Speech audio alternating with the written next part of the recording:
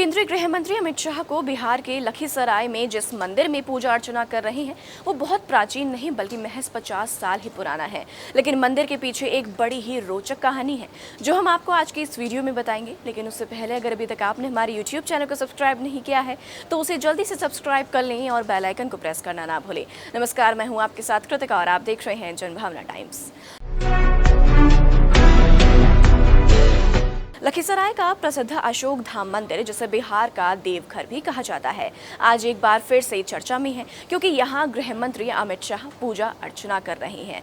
इस मौके पर मंदिर अच्छी तरह से सजाया गया है, सुरक्षा ऐसी कि परिंदा भी पर न मार सके। लेकिन इस मंदिर के बारे में कुछ रोचक तथ्य भी हैं जो काफी कम लोगों को पता है। जानकारों की माने तो 7 अप्रैल 1977 को अशोक नाम के एक चरवाहे ने जमीन के नीचे विशालकाय शिवलिंग की खोज की थी। मान्यता है कि अशोक रोज गाय चराने के लिए इन इलाकों से गुजरता था। एक दिन गिल्ली डंडा खेलने के दौरान उसे जमीन के अंदर एक विशाल शिवलिंग होने का आभास हुआ। फिर क्या था, उसने जमीन की खुदाई करनी शुरू की और उसके सामने एक विशालकाय शिवलिंग निकलकर सामने आ गया। उसने शिवलिंग को उखाड़ने की कोशिश की लेकिन वो सफल नहीं हो पाया, जिसके बाद ग्रामीणों ने शिवलिंग की पूजा शुरू कर दी और जल्द ही शिव मंदिर का निर्माण भी शुरू हो गया। क्योंकि अशोक ने इस शिवलिंग की खोज की थी इसलिए इसका नाम अशोक धाम मंदिर पड़ गया। 11 फरवरी 1993 को जगन्नाथपुरी के शंकराचार्य ने मंदिर परिसर के पुनर्निर्माण का उद्घाटन किया। इस मंदिर में शिवरात्रि और सावन में श्रद्धालु लाखों की संख्या में इकट्ठा होते हैं। पहले लोग देवघर में बाबा वैद्यनाथ धाम जाकर पूजा करते थे। बाद में इस इलाके के लोगों ने इस शिवलिंग की पूजा यहीं प्रारंभ कर दी।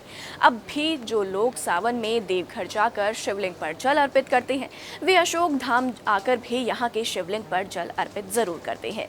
स्थानीय लोगों की माने तो यह स्थान 8वीं शताब्दी से पूजा का केंद्र रहा है। पाल वंश के छठे सम्राट नारायण पाल ने 8वीं शताब्दी में इस शिवलिंग की नियमित पूजा की शुरुआत की थी। इसके बाद 12वीं शताब्दी में राजा इंद्रद्युम्न ने इस स्थान पर एक मंदिर का निर्माण कराया।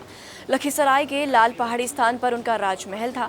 यहीं से सुरंग बनवाई गई थी। यह सुरंग सीधे इस मंदिर में आती थी।